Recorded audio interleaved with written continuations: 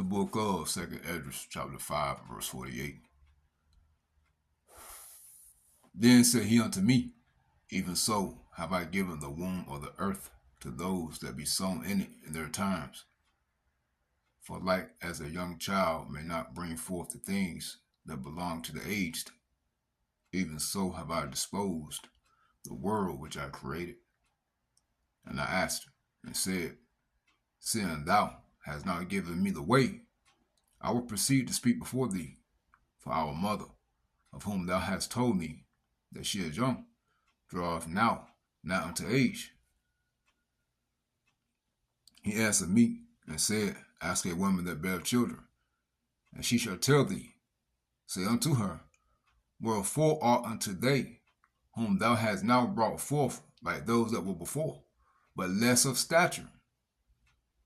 And she shall answer thee, They that be born in the strength of youth are one fashion, and they that are born in the time of age, when the womb faileth, are otherwise. Consider thou therefore also how that ye are less of stature than those that were before you, and so are they that come after you less than ye, as the creatures which now begin to be old and have passed over the strength of youth. All praises to Yahweh, by Hashem Habushah, Wahara Kakwadash. Double honors to the elders and the apostles of the great millstone. Shalom to the hopeful elect that seeking to be the elect of the nation of Israel. They're scattered abroad amongst the heathen, some looking like the heathen. Beginning of the 144,000. Preachers, teachers, and prophets, Shalom. You want to know why each generation gets weaker? As we just read in the scriptures, it was prophesied that it would happen. But the reason why, we're going to play the video. As you see, what 100 years did to the male body.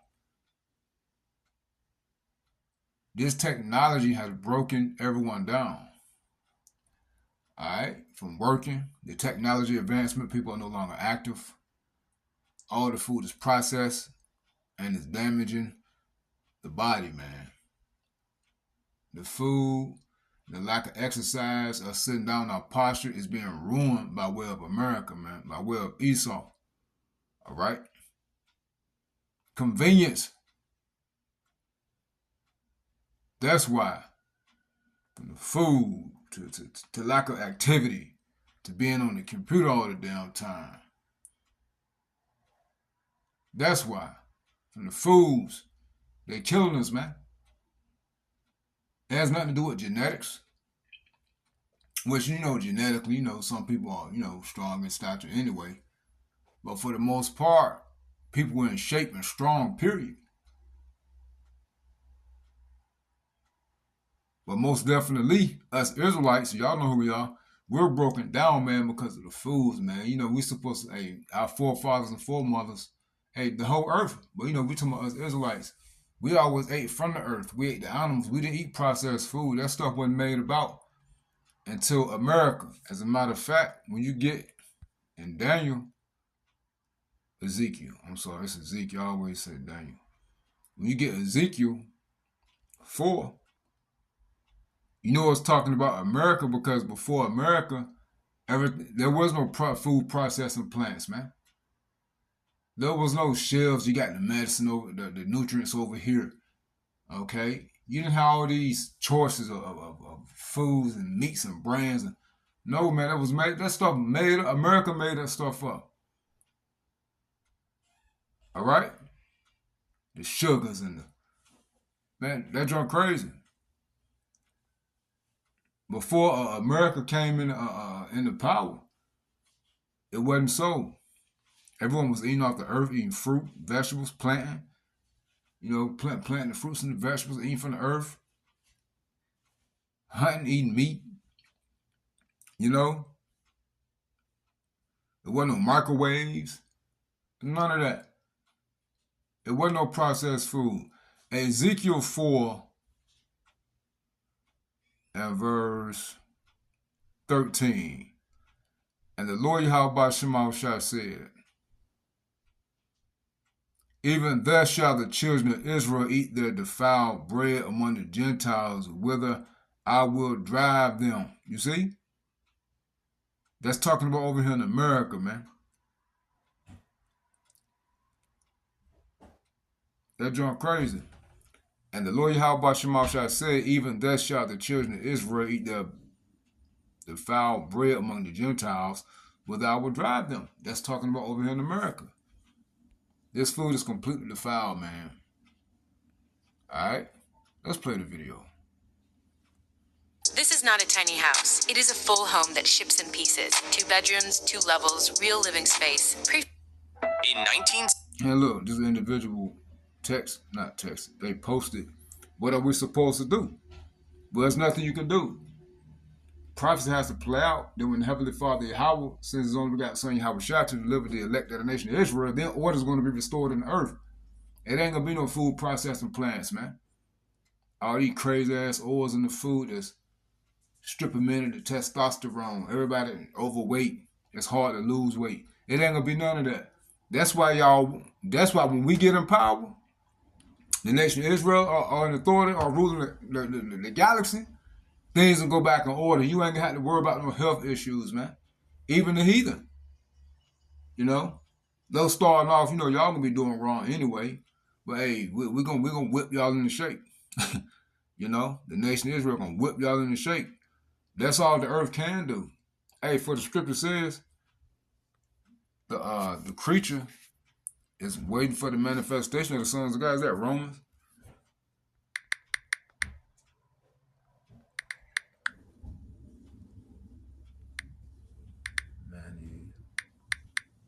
Manifestation, sons of God.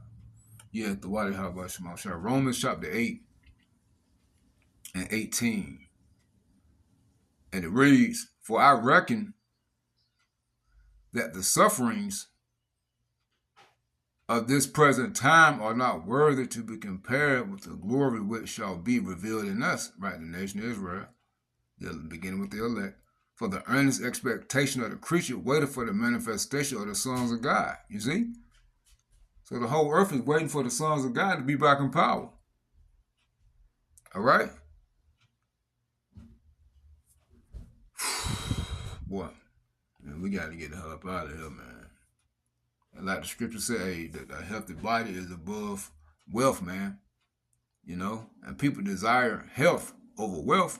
But you got some niggas who thinking money is over health. These people that hustle all the time, always working, but their health bad. You ever hear sometimes, people gain weight, they say, oh, yeah, you getting money now, gaining weight, you living a life. No, man, you killing yourself. You ain't living a life. But anyway, I'm going to just play this video, man. I'll put the link in the description box. You want to get on to this channel. But hey, this is why we're weaker in the situation we are now. It was prophesied, man. 2 Esdras 5, as we just read. Let's play that, John. If you put your great-grandfather and you in the same room, you wouldn't look like the same species. He was 6 inches shorter, 33 pounds lighter, and he could crush your hand in his. His testosterone was nearly double yours, his sperm count was double yours, and he'd never heard the word obesity because in his entire town, almost nobody had it. In 100 years, the male body has been completely rewritten. Today, 43% of American men are obese. In 1960, it was 10. But here's what you probably don't know. A few things got dramatically better, and one of them would make your great-grandfather's jaw drop. To understand what happened, we have to go back to 1926. Your great-grandfather is 25 years old. He's 5'7" and weighs 150 pounds. He's never touched a dumbbell in his life or eaten a protein bar. Doesn't know what creatine is. To ask him how to spell macros, he wouldn't know. But one thing he would know, and that is he'd destroy you in a fight. And here's the part that should make you angry. He didn't do anything to earn that body. This was a body built by waking up and living, walking everywhere because cars were still a luxury, earning a living through muscle, not a keyboard, eating food that came out of the ground that week, sleeping when the sun went down because electricity wasn't yet a default, no screens or seed oils. The environment built him, not the discipline. Meanwhile, you're doing everything right, lifting 4 times a week, hitting your protein, taking your vitamin D, me cold plunging and listening to Huberman. And you're still weaker, fatter, and have lower testosterone than a random factory worker from 1926 who smoked 2 packs a day. Something happened between him and you that erased 100 years of male biology in just 3 generations. In 1926, the average American man spent most of his day on his feet. By 2026, you spend over 12 hours a day sitting down. You spend half your waking life in a position your body was never designed to hold. A Mayo Clinic study tracking over 220,000 men found that sitting more than 8 hours a day raises your risk of dying from any cause by 40%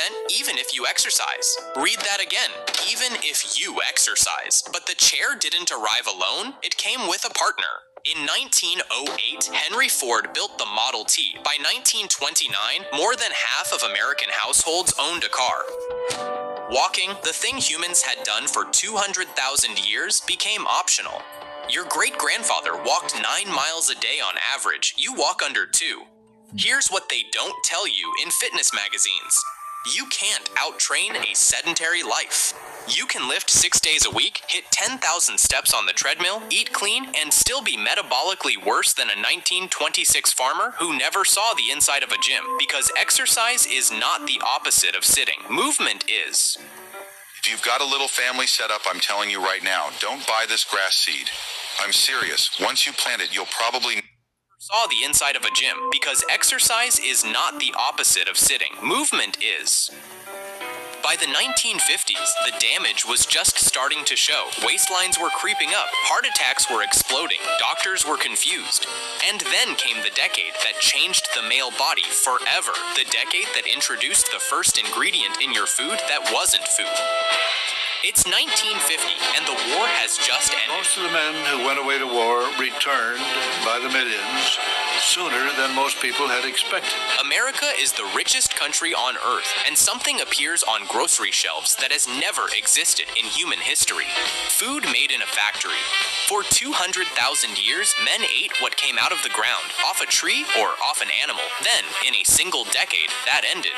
TV dinners, margarine, Wonder Bread, Cheese Whiz, sugary breakfast cereals marketed to children, vegetable oils extracted with industrial solvents, oils that, 100 years earlier, were used to lubricate machinery.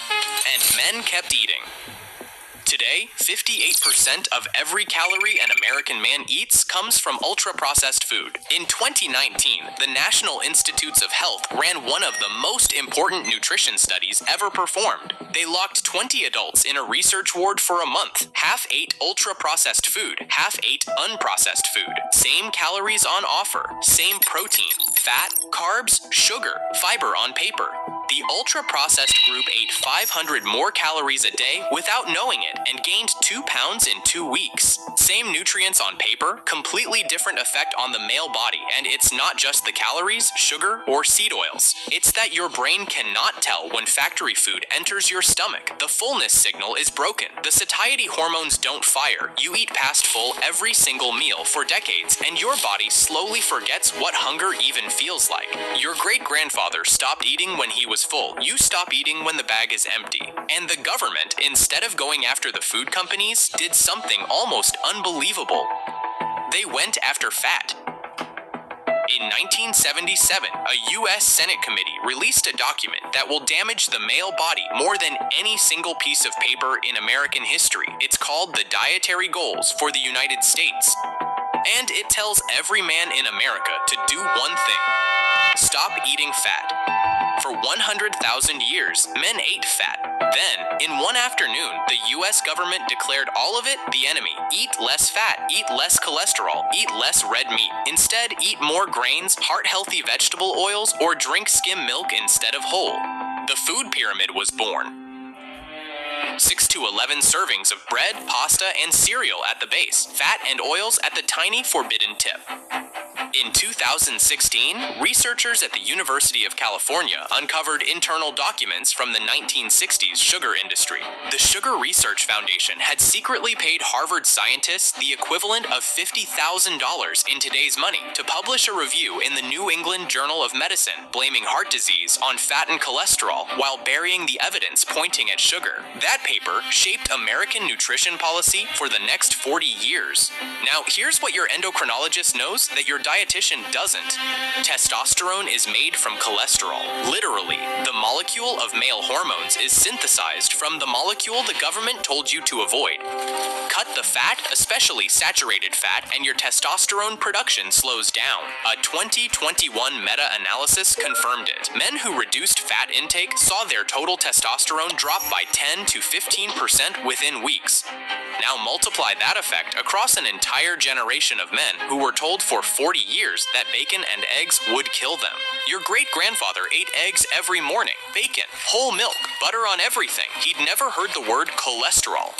His testosterone was higher than yours, his heart disease rate was lower than yours, and he lived through 2 world wars. You ate Special K with skim milk and a banana for breakfast for 20 years because a man in a lab coat told you to, and your hormones paid the price. But the low-fat lie wasn't the only thing destroying men in the 1970s. Chemicals were leaking into the male bloodstream that had never existed before in human history, and one of them was about to wage war on the testicle itself. In 1973, a Danish scientist named Niels Skakebike noticed something strange in his clinic. Young men, healthy on paper, couldn't have children. It wasn't 1 or 2, it was hundreds, then thousands, then a pattern that would eventually be confirmed across every developed country on Earth. The male reproductive system was failing. Skakebike and his team did what no one had ever done. They pulled every study on male sperm count from 1973 forward and put them in one place. What they found should have been front-page news in every country in the world. Sperm concentration in Western men had dropped from 101 million per milliliter in 1973 to 49 million per milliliter by 2018. That's a 52% collapse in one human lifetime. And the decline is accelerating. Before the year 2000, sperm count was falling about 1% per year. After 2000, it has fallen more than 2.5% per year. So what's killing the male reproductive system? Plastics, pesticides, non-stick coatings, receipt paper, fragrance, shampoo, food packaging, cosmetics, tap water. They have a name, endocrine disrupting chemicals, or EDCs, and they do exactly what they sound like. They hijack the male hormonal system. BPA, found in plastic bottles and food cans, mimics estrogen inside your body. Phthalates, used in shampoo and food packaging, crash testosterone. PFAS, the so-called forever chemicals, soak into the testicle and never leave. In 2008, the CDC tested thousands of Americans for BPA. They found it in 93% of them. PFAS? Over 99% of US blood samples. Your great-grandfather had 0 of these chemicals in his body. You have hundreds, and the damage doesn't start when you crack open your first plastic water bottle. It starts before you're born. When your mother was pregnant with you, every chemical in her bloodstream crossed into yours during the 8-week window when your testicles were forming. Just take, for example, her shampoo or perfume. That dose programmed your hormones for life. You didn't fail your testosterone test at 25. It was rigged before you were born. Now, here's where the story gets strange. Because for the last 10 minutes, everything has gotten worse, but there's one part of the male body that went the opposite direction. It got bigger. In 2023, researchers at Stanford published a study in the World Journal of Men's Health. They looked at 75 different studies on penis size, going back to 1942. Over 55,000 men measured. What they found stunned them. The average erect penis length had grown by 24% in just 29 years, from roughly 4.8 inches in the 1990s to 6 inches today. And men celebrated. Headlines went viral. The internet had a field day. But the scientists who ran the study weren't celebrating. A change that big, that fast, in a part of the human body that took millions of years to evolve is not a good sign. It's a warning sign. In nature, when a body part changes that drastically in a single generation, it almost always means one thing. Something is interfering with development in the womb. The same endocrine disruptors that crashed your testosterone and destroyed your sperm count are also messing with the hormonal signals that build the male body before birth. The longer penis isn't a sign of male strength. It's a side effect of male biology breaking down. Researchers call it part of testicular dysgenesis syndrome, a cluster of changes including dropping sperm count, dropping testosterone, undescended testicles, rising testicular cancer, and yes, altered genital development.